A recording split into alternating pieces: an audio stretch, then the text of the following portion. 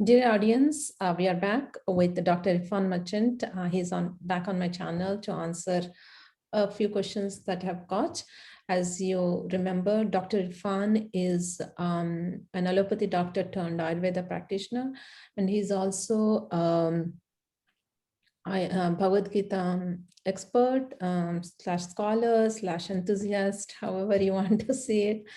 And he's also very knowledgeable about some complex concepts from Upanishads.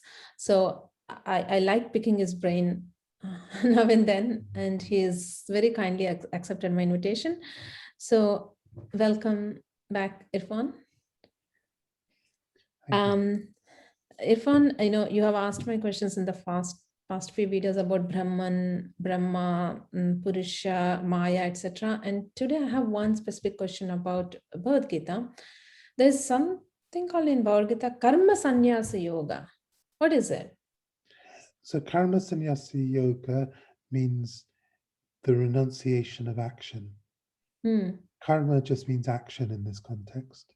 And sannyas means renunciation. It actually means complete renunciation. So the total renunciation of action. Generally, when people hear this, they think that means they have to stop doing anything and just meditate all the time. But it doesn't mean that. What it means is that we renounce action through wisdom or knowledge.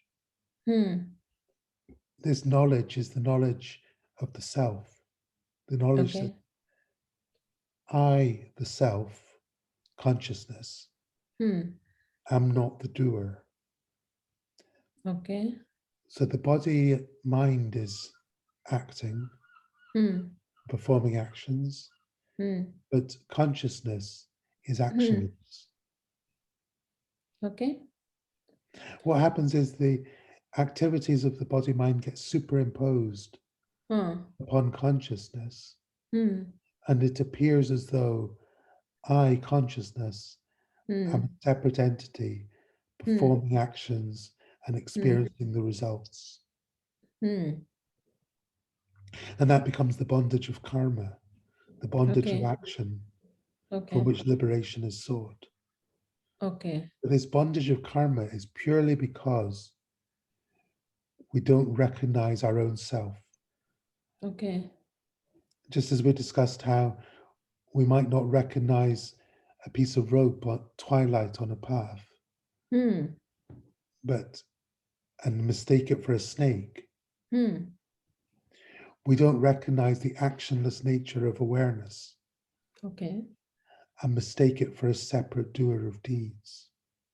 And then we enjoy and suffer the results of actions. Okay. So, so if I understand it, what you're suggesting is we don't need to renounce the action itself in the sense, but we need to renounce the karma. That means the doer concept. The doer concept, the karta. But see, when people hear this, many people ask this question, then would that person become wouldn't the person become irresponsible that, I'll go slap a person and say, I'm not the doer. So how will you ensure the law and balance in the society if everyone starts saying that, I will slap you and I'm not the doer? Yeah.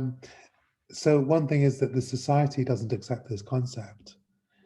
Society holds a person responsible for their actions. And so if you do go and slap someone, you'll be held responsible. Yeah. What this concept of non-doership brings is freedom from both action and consequence of action. Oh, okay. So if somebody goes and slaps person A, slaps person B, and he says that, I'm not the doer, then that is also a Maya, because he has to face the consequences. And if he attaches himself to the consequences and feels bad about the consequences, even that is not renunciation, because it's not completely renounced. Now he's attached to the consequence. Yes. If he has completely renounced, then probably he wouldn't have slapped in the first place. But even if he had slapped, if he had faced the consequences, he would just accept the consequences like a plain, like the plain screen movie kind of thing you said. It's another movie that's now happening on the screen, and it doesn't matter because I'm the screen. Yes, yes. Okay. Okay, so what you're suggesting is whether action or the response or the consequences of the action, when you're truly detached from it, then that is Karma Sannyasa Yoga. It's when you're detached from the sense of personal doership. Is KarmaSanyasaYog. Okay. So okay.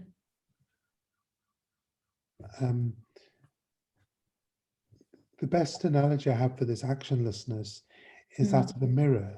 If you're looking in a mirror, the image in the mirror might move, but the mirror isn't moving. Yes, mirror is not moving. Yeah. So this concept is not that we should behave in any particular way or shouldn't behave in a particular way. Yeah. It's just describing the reality that awareness is actionless in the same way as the mirror is actionless. So whatever happens in the mirror has nothing to do with the mirror as well. Oh, okay. So the Karma Sannyasa Yoga is actually nothing to do with ethics or morals or values or any of those concepts. It's the actual fundamental reality. Exactly. It's the reality that we're not doing anything. We're simply the witness, you could say, rather than the doer. We means the Atma, the consciousness. Yeah, consciousness. Yeah. But body and mind are doing. Body and mind are doing, yes. But you are consciousness. You are not the body and mind. Is the okay. So Karma Sannyasa Yoga is not actually saying do this or don't do this. No, it's not. No. Okay. So it's not even saying that you renounce all your karma, go sit under a tree. No, it's not saying that. It's not an injunction or a prohibition. Oh, okay. So it's just a statement, as you're saying that you are the mirror and the images in the mirror do not affect the mirror. Yes. It's a description rather than a prescription. Oh, okay. So description of the reality rather than prescribing what to do, how to do, what not to do. Because in Bhagavad Gita, in other chapters, Bhagavan talks about some, like, he tells Arjuna, go do the work, right? Yes, yes. So that's part of a different, it's a different aspect of the philosophy. Okay. It's a different aspect. Maybe in the future videos you can explain to us what was Bhagavan saying. But this is Karma Sannyasa Yoga, you're very, very clear. Right. It's not telling you to do this or that, one way or the other. It's basically saying that you are not the doer. Okay. Sounds good. That's again, a very difficult concept, simplified. Thanks to you. Thanks a lot, Irfan. And I have to catch up with you again. And have a great day. Thank you. Thank you.